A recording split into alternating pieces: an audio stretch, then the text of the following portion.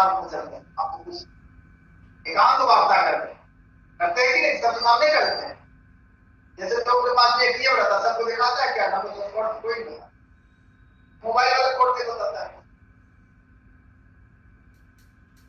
और राम जी जब बता रहे हैं, गुप्त मत बता रहे हैं, इसका मतलब रहस्य है कुछ, है ना, इम्पोर्टेंस है कुछ यूनिक जरूर है।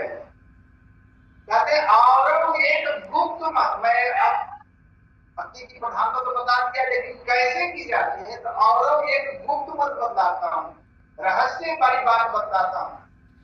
क्या? तो शंकर भजन बिना नर भक्ति न पावई मोर। अब इसका अर्थ तो कर लिया कि बिना शंकर के मेरी भक्ति नहीं हो। और वही राम जी जब बाली को मारे, सुग्रीव और बाली की कथा आती है, तो बाली को मारा, किसने मारा? भगवान राम। जब सुग्रीव और राम की मित्रता हुई, सीता खोज के पाएंगे, खोज रहे थे, रात में मिले, तब तो उन्होंने कहा भाई तुम्हारी जो भी हमारा जो काम है मैं करूंगा, तुमको मेरा काम करना है, तुम सीता हमारी मदद करो। और तुम्हारा जो दुश्मन हमारा भाई बाली है, पुरुष को पकड़ी हो, मैं मारी हूं, बाली एक ही प्राण ब्रह्म रुद्र शरणागत जब गए न उबरही प्राण। सुनो सुग्रीव, बाली को एक ही मार, दोबारा बार मारने जरूरत नहीं। वो ब्रह्म रुद्र शरणागत कार्य राम जी का है, भाई चैलेंज के साथ करे।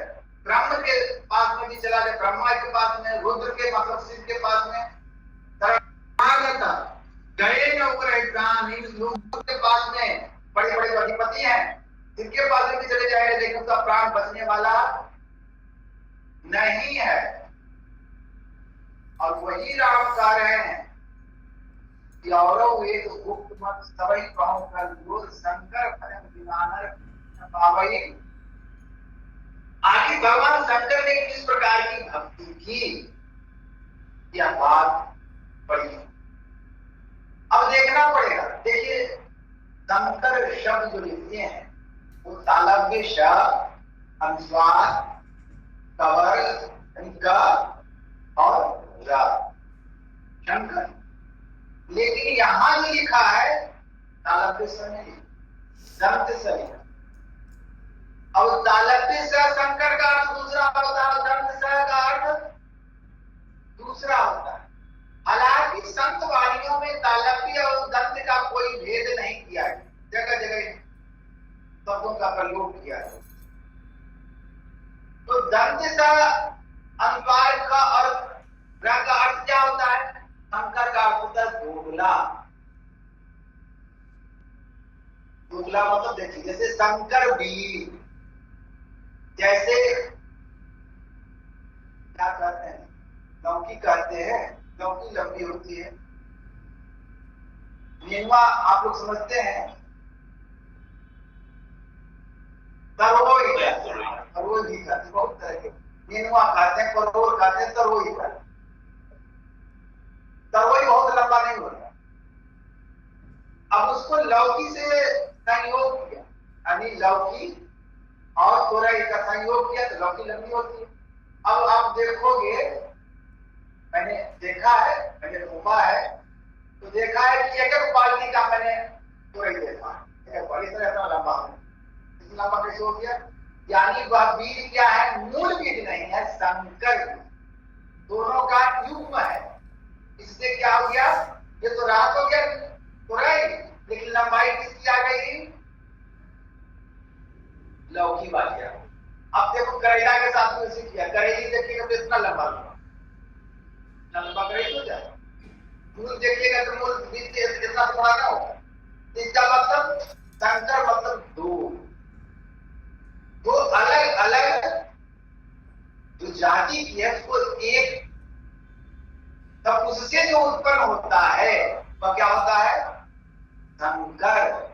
शंकर भजन बिनानन भक्ति न पावई मोरी। अब देखो, मनुष्य का जो जन्म होता है क्या होता है? कहते हैं ये भी शंकर होता है, स्त्री और पुरुष के संयोग से। तो इसमें देख विचार करना चाहिए, इसमें दो नहीं है, दोनों की कौन सी जाति के हैं? मानव जाति के। हम जिसमें भेद थोड़े किया, बड़े भाग मानव स्वरूप होगा, दोनों मानव जाति के हैं। दो अलग अलग कहाँ हुए? हाँ, भेद कहाँ है? लिंग भेद। जाति भेद कहाँ है? जाति भेद नहीं है, यहाँ दो अलग अलग जाति का होना है। इसका मतलब ये बात थोड़ा सा उलझन है। अब आपके शरीर में दो भाग हैं, अब इसको समझिए। आपके शरीर में दो भाग, एक बायां और एक दायां। अगर आप ज्ञान संकीर्णी तंत्र पढ़ेंगे, यानी तंत्र पढ़ेंगे, तो उसमें अलग तरह से ईड़ा भगवती गंगा पिंगला जमुना नदी ईड़ा पिंगल योर मध्य सुमना चा सरस्वती।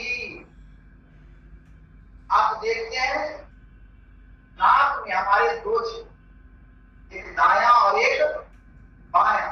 बाएं को ईड़ा कहते और दाएं को क्या कहते हैं? पिंगला।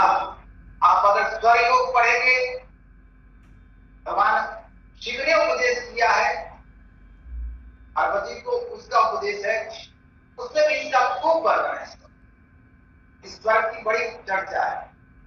तो एक ईड़ा है और दूसरा ईड़ा भगवती गंगा पिंगला जमुना नदी ईड़ा पिंगल योर मध्य सुमना चा सरस्वती।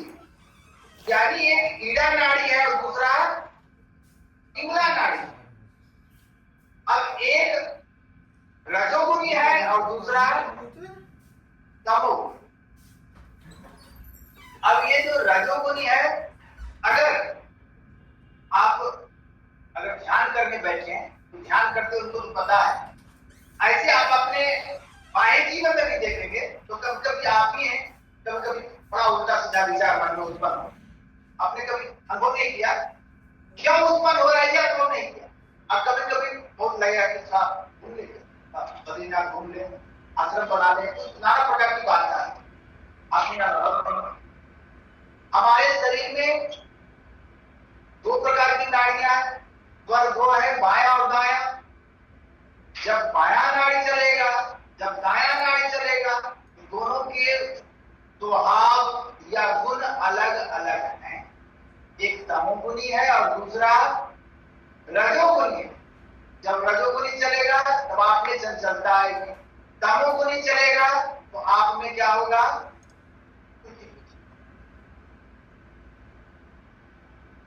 और इन दोनों के मध्य में भी एक और नाड़ी, जिसको क्या कहते हैं? सुषुम्ना नाड़ी। इसको मध्य की नाड़ी का, इसको बीच की नाड़ी का। भगवान शिव को आप लोगों ने देखा होगा, तीन नयन, तीन नेत्र। उस तीसरे नेत्र का उद्घाटन सर्वप्रथम भगवान शिव ने ही। इसलिए भगवान शिव को योग का राजा कहा।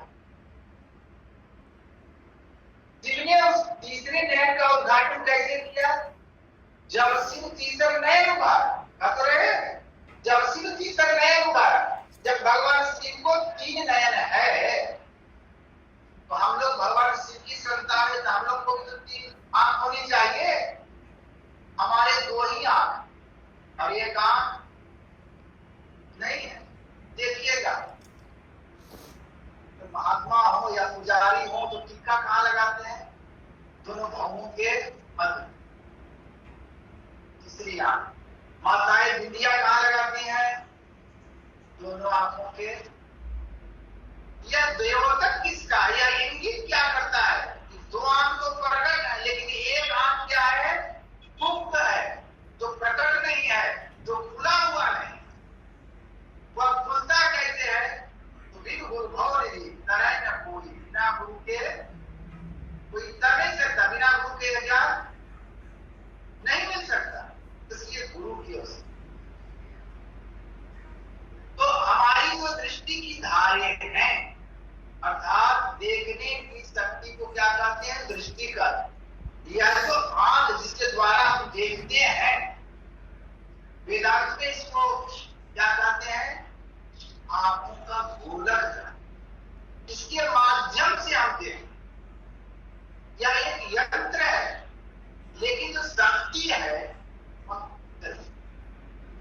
तो देखने की शक्ति को हम लोग क्या कहते हैं? दृष्टि का। दृष्टि का भी जो दृष्टि है वही आप, ठीक है। तो बाएं ईरा और दक्षिण में क्या है? पिंगला। तब ये दो अलग अलग दिशा में, अब इस दोनों को जोड़ने की जो क्रिया है उसको दृष्टि योग कहते हैं। ये कैसे जोड़ा जाएगा? तो बाहर में जोड़ने की कला है, ये अपने में अपने अंदर में जोड़ने की कला है। अर्थात दोनों दृष्टि की जो धार है उसको जब हम लोग जोड़ते हैं क्रिया विशेष के द्वारा, गुरु की युक्ति के द्वारा, इसी को भजन भेद कहते हैं, इसी को दीक्षा कहते हैं, इसी को सुषुम्ना कहते हैं, इसी को शिवनेत्र कहते हैं। ये जो दोनों धार फैले हुए हैं, ये दोनों दो जाति, एक तमोगुणी और एक रजोगुणी, एक शील प्रधान है, एक ठंडा और एक गर्म है। दोनों दो जाति का हुआ कि नहीं? अब ये दोनों दो जाति का है, अब दोनों को मिलाना है। ये दोनों जैसे आप देखते हैं बाहर में बल्ब जलता है, एक नेगेटिव और एक पॉजिटिव, एक ऋणात्मक होता है, एक धनात्मक होता है। दोनों तार जब मिलता है तब प्रकाश होता है, ठीक है ना? ठीक इसी प्रकार यह जो दोनों हीरा और पिंगला अलग अलग है, इसको दोनों जब सम करते, सम करने का मतलब है युक्ति विशेष, तो जीव फाल करके नहीं, युक्ति विशेष साधन जब करते हैं, मन जब एकाग्र जो होता है, जो वृत्तियां फैली हुई होती हैं, तो सुषुम्ना जब हीरा पिंगला दोनों एक होता है, त्रिवेणी शंभो यत्र तीर्थ राजा तमुच्यते शब्दानां प्रकुर्वित तर पापा प्रमुच्यते। मतलब जो त्रिवेणी शब्द दो धार है, हीरा पिंगला, बीच में जो सुषुम्ना है इसमें पर प्रस्थान करता है, इसको क्या कहते हैं? इसी को सुषुम्ना घाट कहते हैं, इसी को क्या कहते हैं? त्रिवेणी संगम कहते हैं। दो और एक तीसरा अंतः वाला, यह इसका जो साधन है कोई जानते हैं और कोई समझते हैं। तो ये जो करता है, ये जो साधन करते हैं, इस साधन के द्वारा तीसरा नेत्र खुलता है। जब शिव तीसर नयन उभारा चितवत काम भयउजरी छारा, या जब शिव नेत्र खुलेगा, इसी को आज्ञा चक्र कहते हैं, इसी को योग हृदय कहते हैं, इसी को स्टार कहते हैं। तो यह जब बीच की धारा खुलेगी तभी अपने अंदर में क्या होगा? अब आगे चलिए, रामचरितमानस में कहा, उभरे विमल विलोचन हिय के मिटय दोष भव रजनी के सूझै रामचरित महिमाय गुप्त प्रगट जहाँ तुझे। जब जिसका तीसरा नेत्र खुल जाता है क्या होता है? एक बिंदु का दूरबीन हो, दूरबीन क्या, दूरबीन से हम लोग क्या देखते हैं? दूरबीन जिसको देखते हैं उसकी जो दृष्टि है वो कैसी हो जाती है? बिंदु मनोलयन कृत्वा दूरदर्शन मापुण्य, अर्थात जब दोनों दृष्टि मिलती है तो एक बिंदुता उत्पन्न होती है, एकाग्रता, उन एकाग्रता उत्पन्न होती है। तो ऐसा होता क्या है? बिंदु मनोलयन कृत्वा दूरदर्शन मापुण्य, दृष्टि में कहाँ क्या हो रहा है? उभराई विमल विलोचन देखे, यानी जो पर्दा पड़ा हुआ, आप क्या सोच रहे हैं, कौन क्या सोच रहा है, सब मन के द्वारा ही देख करके पता चलता। जब उसके लिए कोई पर्दा, उसकी दृष्टि क्या हो गई? खुल गई। जैसे वहां का सारी कामना क्या हो गई? भस्म हो गई। उभरे विमल, जब विमल जो मलरहित आंख है, यानी मलरहित दृष्टि खुल जाती है, तब ऐसा है। इसी की साधना या प्रकट साधना तो है। हमारे गुरुदेव का क्या कहते हैं? निज तन में खोज सर्जन, बाहर न खोजना, अपने ही घर में हरि है, अपने में खोजना।